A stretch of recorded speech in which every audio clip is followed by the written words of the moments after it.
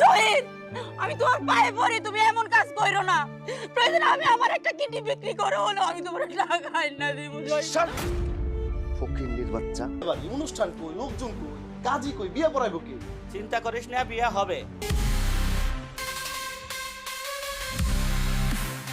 অবাজান, তোমরা তো দুইজনের লগে যাইতেছো না, আর একটু দেখে শুনে রাখো, আর কোনো ঝামেলা জানি না হয়। হ্যাঁ, আর শোনো, জিনিসপত্র যা দিব তা কিন্তু সাবধানে আইনো। হ্যাঁ, সব কিন্তু বুঝা বুঝা নিও। আরে চাচি, আপনি যে কি চিন্তা করেন, সব চিন্তা মাথা থেকে ফালাই দেন। সব কিছুর দায়িত্ব আমাদের। আচ্ছা ওমা, এই তোরা একটু যা তো, তোরা একটু সামনে যা, আমি আইতাছি। যা। ওমা, কাল নাগিনীটা কই? আরে তুই কাল নাগিনি কথা চিন্তা করিস না, ওরে আমি মৃত্যুর পাড়া পাঠাই দিছি, তুই ফাঁক দিয়া যাবি গা। আর শুন বাজান, সহি সালামত মতো যা, আবার সহি সালামত মতো ফিরাইস, কোনো ঝামেলায় জড়াইস না কিন্তু। না। আর শুন, ওই যে জিনিসপত্র যা দিব না, সব বুঝা বুঝা নিস, কিন্তু একটা জিনিস ফালাই না। আচ্ছা মা, দেরি করা যাবে না, তুমি খালি আমার একটু দোয়া করে দাও তো।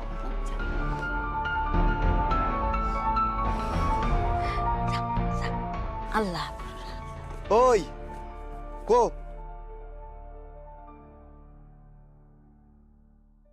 ঠিক আছে। আল্লাহ, তুমি আমার পোলারি সই সালামত মতো নিয়ে যাই।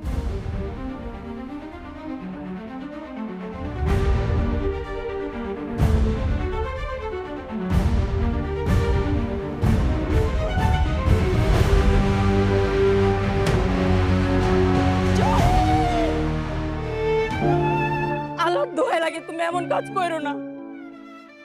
আল্লাহ সহ করব না, যেভাবে হোক আমার বাপ আর বোনের বুঝাইয়া আমি জমি বিক্রি করে হলেও তোমার টাকা আইনা দিমু। জহির, তারপরে তুমি আরেকটা বিয়ে করতে চাইও না। ফকিন্নির বাচ্চা কোহানকার, সামান্য কয়টা টাকা দিয়ে যে স্বামীরে তুই সাহায্য করবার পারস নাই, তার পাশে দাঁড়াইবার পারস নাই, তুই আইছিস না আল্লাহ দেখাইতে, তাই না? হ্যাঁ, তুই তো মরে গেলে আমি বাঁচি রে।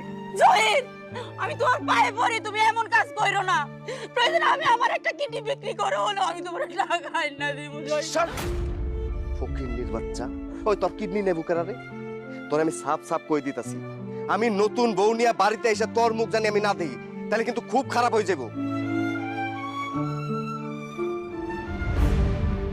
কাল লাগেনি তো আবার যদি রাস্তায় কারায় থাকে, ওয়াল্লাহ, তাহলে তো বিপদ। চাইতে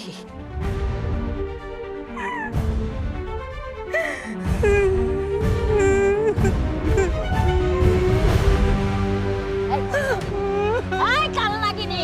হ্যাঁ, আমার পোলা একটা শুভ কামে যাইতাছে, আর তুই তারে বাধা দিতেছ। হ্যাঁ, তোরে আমি সংসারে রেখে কি করবো? তুই তো একটা অপয়া, তুই তো